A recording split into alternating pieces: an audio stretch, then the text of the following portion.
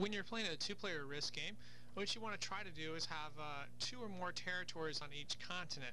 What that does is it makes it difficult for your opponent to occupy a continent, and it makes it easier for you to take advantage of opportunities later in the game. Another thing you want to do is you want to try to spread your armies out in groups where that'll make you more difficult to attack. That way, your opponent will not be able to take full advantage of the reinforcements at the beginning of their turn, because they'll have to make guesses as to how many armies they should put on each territory, and sometimes they're going to guess wrong.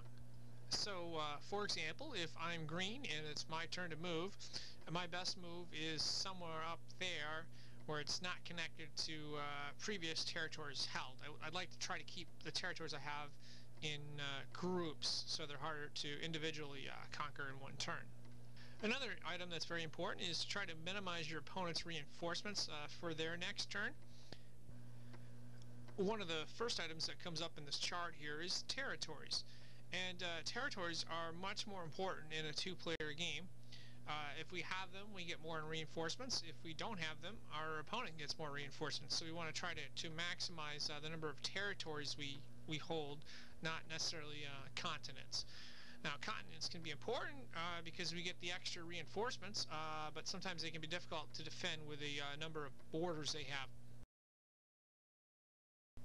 Now, if you look at the attack probabilities, or the dice attack probabilities, if you'll notice on the bottom, when we're attacking with, we say we have 4 more armies, 3 of which attack.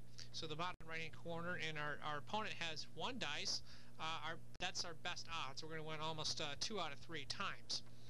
Now, when we put that theory into practice here, what we want to do is we want to attack our opponent's chains of 1 army, or we want to find a line where there's 1 army and we want to attack that. So that would be one example right there. Another example we could look at right here is, okay, we want to attack these armies right here, so we want to attack that chain. And so when it's the beginning of your turn, what you're going to do is you're going to put in reinforcements that will give you the best opportunity to attack those 1 chains, and that way we can play the percentages in the top right hand corner there. Those are the best odds we have, and we want to try to play the percentages. The last item I have here, we want to look at card set value over time. Now, in a 2-player game, you want to try to hand these things in as often as possible, as there's no real advantage to holding them because only you and your opponent can turn them in, and if your opponent turns them in, that means less reinforcements for you on your next turn. And that concludes our tutorial on 2-player risk strategies when you're first to move. Thank you for watching.